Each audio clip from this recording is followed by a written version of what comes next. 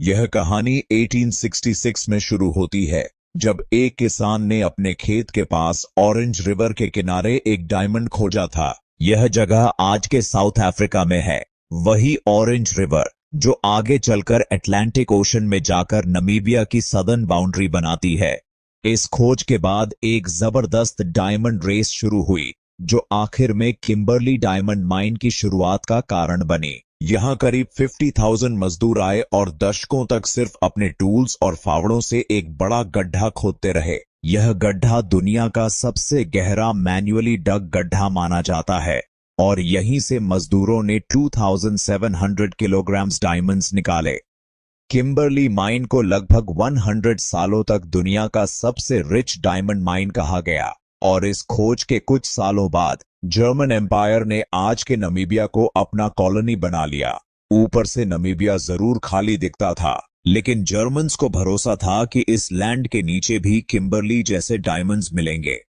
कई सालों तक जर्मन्स ने नामीबिया में डायमंड्स खोजने की कोशिश की और इस प्रोसेस में ट्राइबल ग्रुप्स जैसे नामा और हेरेरो के साथ वायलेंट कॉन्फ्लिक्ट्स हुए। 1904 से 1908 के बीच सिर्फ 4 सालों में लगभग 80,000 लोगों का जेनोसाइड हुआ। इस घटना को 2021 में जर्मन गवर्नमेंट ने ऑफिशियली जेनोसाइड घोषित किया और 1 बिलियन यूरो से ज्यादा का कॉम्पेंसेशन देने का वादा किया। फिर 1908 में जर्मन्स का डायमंड गैस सही निकला।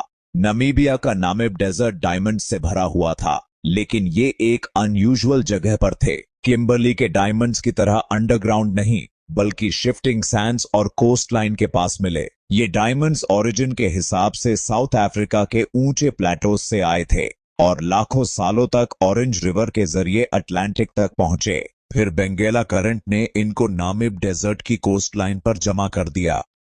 फर्स्ट वर्ल्ड वॉर के समय साउथ अफ्रीकन्स ने नमीबिया पर कब्जा कर लिया और अगले 75 सालों तक इसे अपार्थाइड रूल का हिस्सा बना दिया। आखिरकार 1990 में नमीबिया ने आजादी हासिल की और अफ्रीका में कॉलोनियल रूल के बाद आजाद होने वाला आखिरी कंट्री बना। आज भी नमीबिया हीरो के प्रोडक्शन में दुनिया के टॉप देशों में से एक है। 2022 में डी बियर्स कॉर्पोरेशन ने एक advanced diamond recovery ship Benguela Gem launch किया, जो समंदर के नीचे से बड़ी मात्रा में हीरे निकाल सकता है। यह जहाज नमीबिया के डायमंड प्रोडक्शन को बहुत बढ़ाने में मदद कर रहा है। लेकिन सिर्फ हीरे ही नहीं, नामीब डेजर्ट यूरेनियम जैसे खास रिसोर्सेज के लिए भी मशहूर है।